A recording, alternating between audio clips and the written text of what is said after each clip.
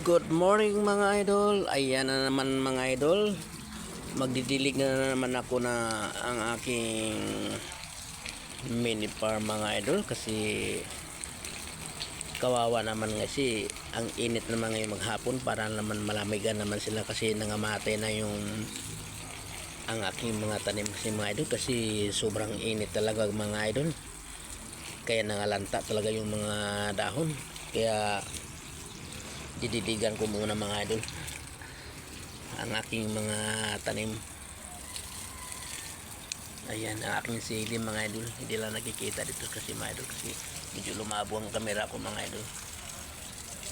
Ayan aking mga papaya mga idol. Ayan, ito naman, ito yung kamo talbos. Ayan, yan ang aking papaya na malaki na mga idol. Yan, tapos okra. Yan, okra.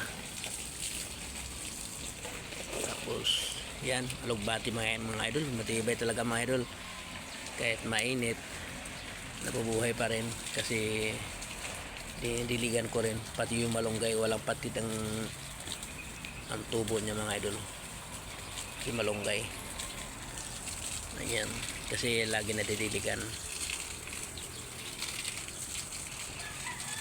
Pero yung papaya dito mga idol, medyo ang papaya aliliit kasi mga bato-bato kasi dito banda, kaya siyempre init paghapon yung lupa, siyempre yung bato rin iinit, kaya hindi siya lumalaki, nainitan siya mga idol.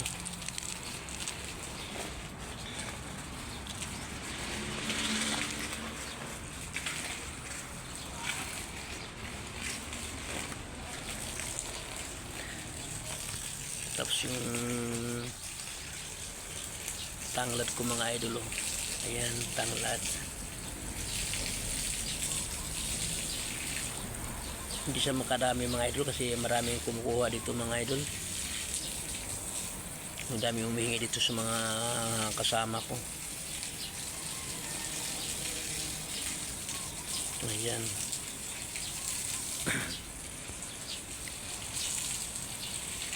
Tapos yung malunggay ko mga idol, daming kasi ilang araw laging busy mga tao, mga kasama ko, kaya hindi kami nakapagluto ng munggo. Tapos dito mga idol, ang kapal ng ng tanglad mga idol. Ang lago na kasi hindi sila makakuha kasi mataas kasi ito.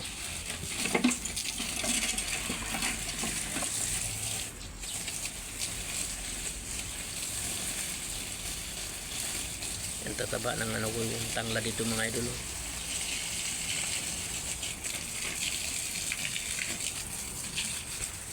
Yung kumatis ko nanilaw mga idol.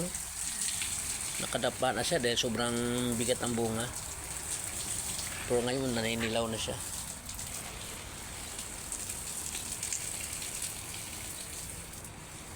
Hindi ko alam kung nasobrahan sa tubig to o sa sobrang init talaga.